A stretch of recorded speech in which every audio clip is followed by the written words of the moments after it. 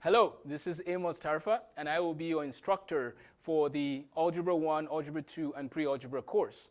In this course, as you know, we're covering topics in equations, inequalities, graphing, polynomials, systems of equations, rational expressions, quadratics, radicals, and functions. We're going to cover all those topics, but what we're doing different in our course is we're also talking about the history and the applications of the concept. Why is this important?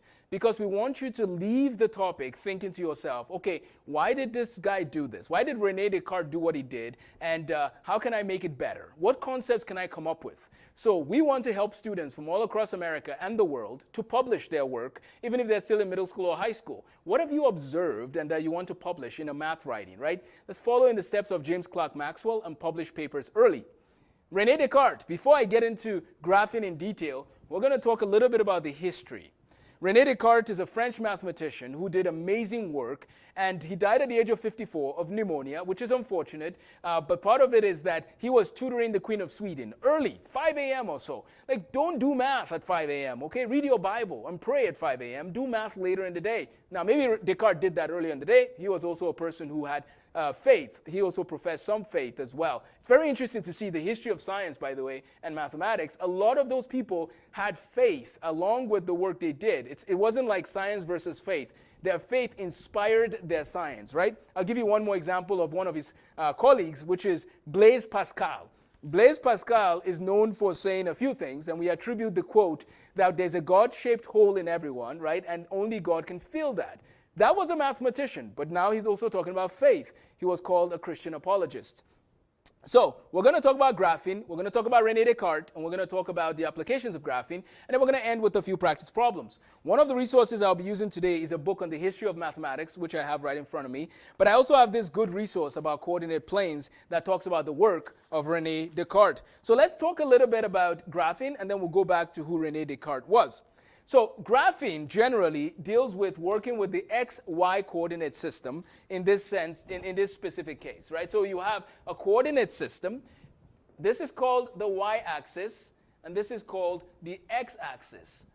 Everything to the right is positive, so this is the positive section. Everything to the left is negative values, they're negative integers. In a different video, there's a discussion about different types of numbers. There is positive numbers, whole numbers. There's integers, which contain both the positive and negative numbers. So when you think of a house address sometimes, basically what you're saying when you say the avenue and the street is you're giving the coordinates. We use coordinates every day in different ways, right? Our GPS system is using coordinates, right? Details with coordinates. So we'll start with the history again. Graphing is, we call it the Cartesian plane. Why do we call it the Cartesian plane? Because of René Descartes. He was a mathematician and philosopher born in 1596. René Descartes was born in 1596, so keep now in reference. Let's look at the reference. A big part of what we're doing this year in our schools, at Lifestem Academy and so on, is talking about Western civilization. So let's come down here, and let's draw a line like this. In 1450, we got the printing press. In 1517, we say the Reformation and the work of Martin Luther, which allowed, again, for literacy to go higher because people are reading more, right? He's working on translating the Bible into to a language people can understand, right? Then we come into 1642, the work of Isaac Newton.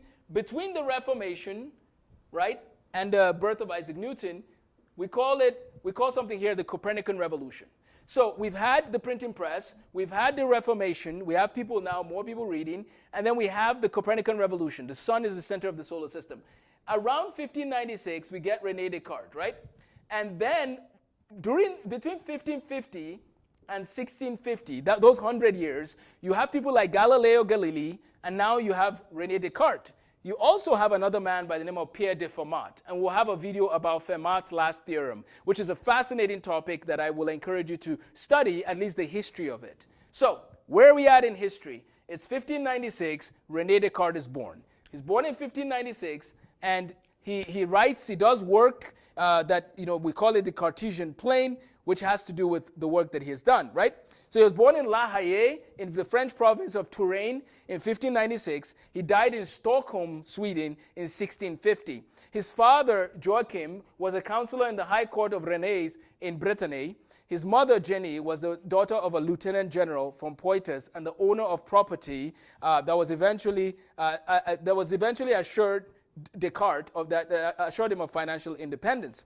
His mother died in 1597. You will notice that some of these mathematicians lost their parents at a young age. Isaac Newton lost his dad at a young age. James Clerk Maxwell lost his mother at the age of 8. So it's interesting the adversity that some of them had to go through in order to become who they became. Some of them were sick a lot. Blaise Pascal had a season of being sick as well. He died at the age of 39, by the way.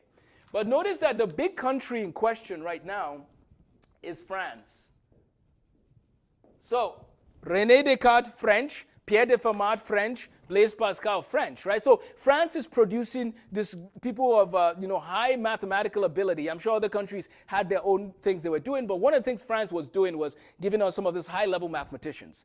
Here's something to keep in mind. At this point, there was no America yet as a nation, right? This great nation didn't come till later on. So a lot of the action is going on in France, in England, in Italy, in Germany, and we'll be talking a lot about all of those, okay? So Descartes comes, he gives us the Cartesian plane, right? So we get the Cartesian plane, which is used for graphing points. That's one of the main things we're going to focus on today, which is that you can plot points, right? So whenever you're learning any math concept, it's always good to isolate what are the skills I need to know. So you need to know how to plot points, right? So the first thing about plotting points is knowing that there's an x-axis and a y-axis. The x-axis here, when I write the coordinates for this specifically, I would write something like this. The x-axis is, the x-coordinate is 2, the y-coordinate is 3. So this corresponds to 1, 2, so that's what you're seeing, that's that part. And this is 1, 2, 3, so it's 2, 3. So we're plotting points, the first step with graphing. So as far as the history, we have René Descartes, we have work happening in France. This is a branch of math we call analytical geometry.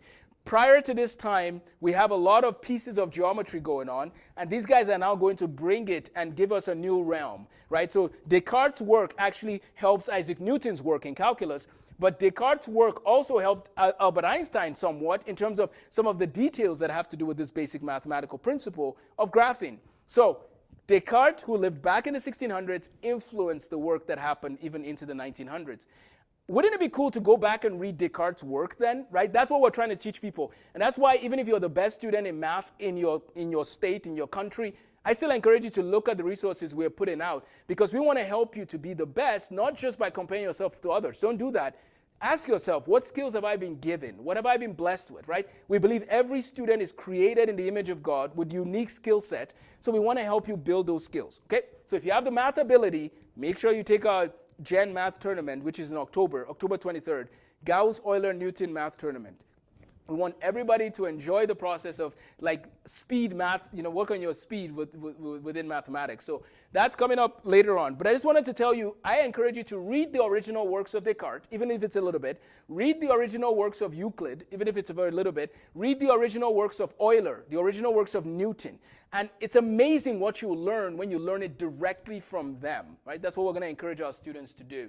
So that's the history of graphing, comes from René Descartes and work in France, and now it's used in many fields. Like you cannot go through any math or science, any serious science course or any math course without doing some form of graphing.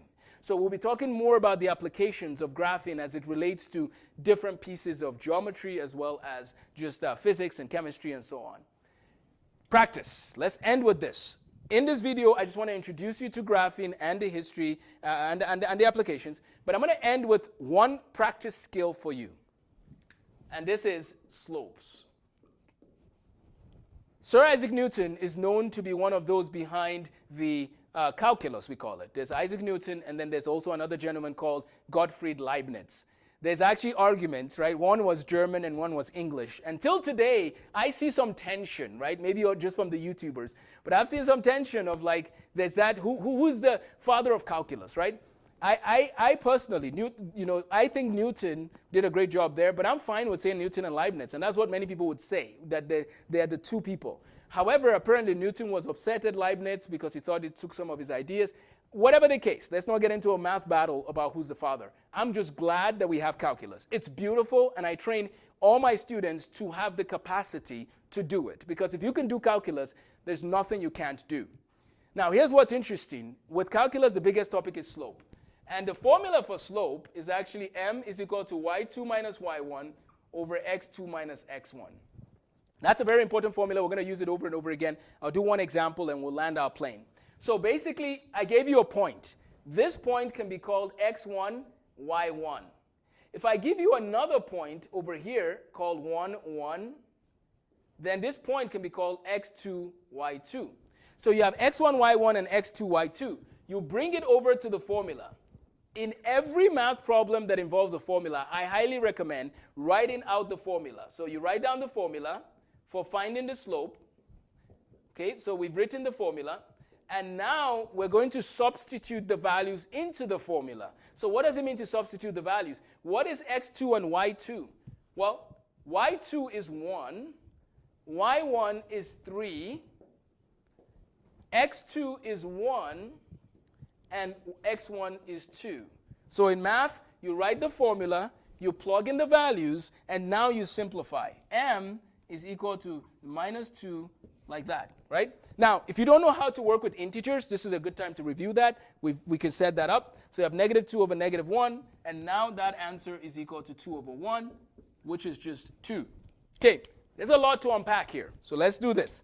There's a book by Anders Ericsson called Peak that teaches you about deliberate practice. The best way to practice math is using deliberate practice.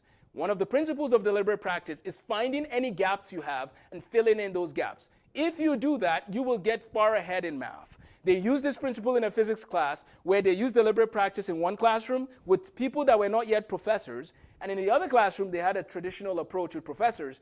The people in the deliberate practice class covered more material and performed better on assessments than those in the other class. Imagine if you could finish your whole math book in half the year, right? Some kids are like, oh, that sounds good, then I can play. Nope, in Amos's world, that means you just get into the next math class, right? My goal is to get you to love the math, love the process, love the journey, understand the people. Math is a skill that will not just help you within the scope of what you're learning, but it will teach you how to think better. Math will teach you how to think better and consistently. There's a lot more to say, but let's land the plane with this.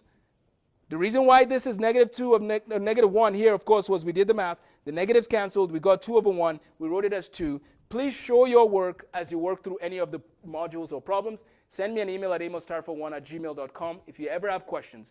Thank you for your time, and have a blessed day.